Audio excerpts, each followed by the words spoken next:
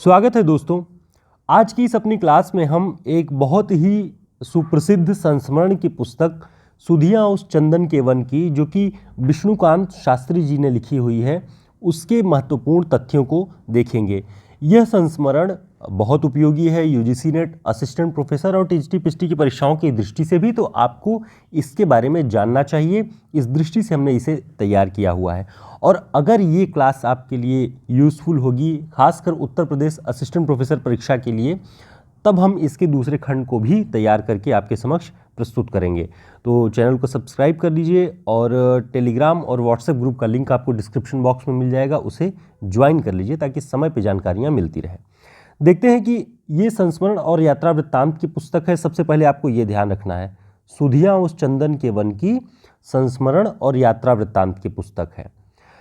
अब इसके लेखक विष्णुकांत शास्त्री जी का जन्म कब हुआ, ये आपको ध्यान रखना है। 2 मई 1929 ईस्वी को कलकत्ता में हुआ। ठीक है, ये आपको ध्यान रखना है। वे हिमाचल प्रदेश और उत्तर प्रदेश के राज्यपाल भी रहे हैं। ये बहुत महत्वपूर्ण बात है, इसे ध्यान रखिएगा।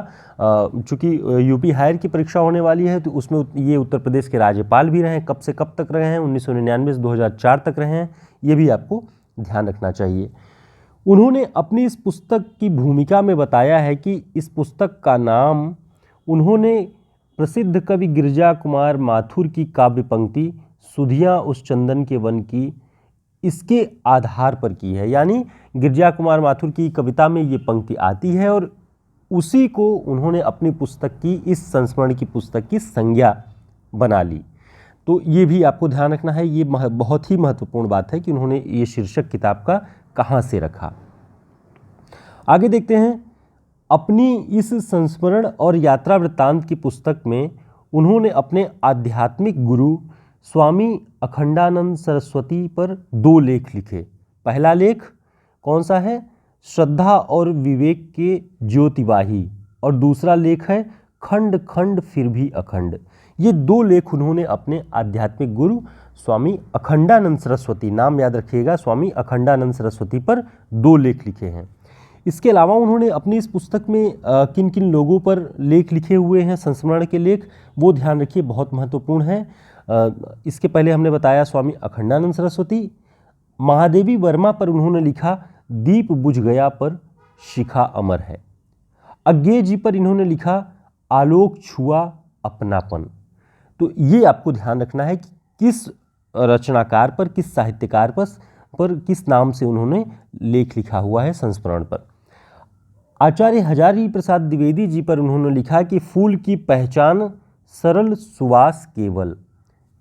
देवेंद्रनाथ शर्मा पर उन्होंने वाग्मी विद्वता की साकार मूर्ति नाम से संस्मरण लेख लिखा। नामवर सिंह पर उन्होंने लिखा कि रणनीति को वरीयता। तो कभी भी ऑप्शन में जब पूछा जाएगा कि सुधियाँ उस चंदन के वन की, इसमें रणनीति को वरीयता नाम से विष्णुकांत शास्त्री जी ने किससे संबंधित लेख लिखा है, संस्मरण लेख? तो नामवर सिंह पर लिखा है। अन्य के बारे में भी इसी तरीके से आप तार्किक रूप से तैयार रखिएगा। ये वाला जो लेख है, इसके बारे में महत्वपूर्ण बात यह है कि विष्णुकांत शास्त्री जी के पिता का नाम पंडित गांगेय नरोत्तम शास्त्री था और उन पर भी उन्होंने इस पुस्तक में लेख लिखा कि पास रहते हुए भी दूर। इस शीर्षक से उन्होंने अपने पिता पंडित गांगेय नरोत्तम शास्त्री पर लेख लिखा हुआ है। हिंदी के वरिष्ठ साहित्यकार उमाशंकर जोशी पर उन्होंने जो संस्मरण लेख लिखा, उसका नाम दिया भारतीय साहित्य के प्रज्ञा पुरुष। तो पुस्तकों के भीतर जो शीर्षक हैं जिन भी रचनाकारों से संबंधित, वो बहुत महत्वपूर्ण हैं। उत्तर प्रदेश उच्चतर शिक्षा सेवा आयोग की असिस्टेंट प्रोफेसर की परीक्षा में इस तरह से पूछता है, इसलिए ध्यान रखिएगा। उन्होंने इसी पुस्तक में यात्रा की भी, चूँकि ऊपर लिखा गया है कि संस्मरण और यात्रा वृत्तांत की पुस्तक, तो यात्रा से संबंधित जो लेख है वो भागवत भूमि उत्तर यात्रा नाम से इसमें यात्रा का वर्णन है। तो इस तरह के सभी आपको जो नोट्स है वो धीरे धीरे हम आपके लिए उपलब्ध कराएंगे, जो कि उत्तर प्रदेश के असिस्टेंट प्रोफेसर परीक्षा के सिलेबस पर होगा और 1 जनवरी से वो आप सभी के लिए उपलब्ध हो जाएगा।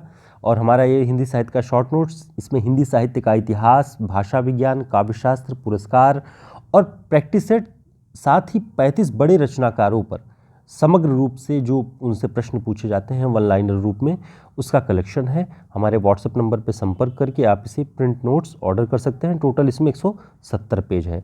तो अगर आपको ये क्लास उपयोगी लगी हो और लगा हो कि ये आपके काम की हो सकती है, तो इसका दूसरा खंड कि इसमें जो महादेवी वर्मा पे विष्णुकांत शास्त्री जी ने लिखा, तो उसमें क्या लिखा हुआ है, उनकी साहित्यिक यात्रा के बारे में क्या लिखा, उनकी रचनाएं कौन कौन सी कैसे प्रकाशित हुई, कौन सी रचनाएं अप्रकाशित रह गई, कौन से पुरस्कार उन्हें किसके हाथों मिले, वो सारी बातें आपको विष्णुकांत शास्त्री जी के इन लेखों में मिल जाएगा। उम्मीद है आपके लिए आने वाली कक्षाएं भी उपयोगी हों, और जो भी हमारा प्रयास आपको जिस भी तरीके से लगता है सराहनीय हो या किसी चीज़ की इसमें कमी हो, तो आप कमेंट करके ज़रूर बताएं। और अच्छा लगता है तो चैनल को सब्सक्राइब जरूर कर लें, वीडियो को लाइक कर दें। फिर मिलेंगे एक नए वीडियो में, तब तक के लिए नमस्कार, शुभकामनाएं।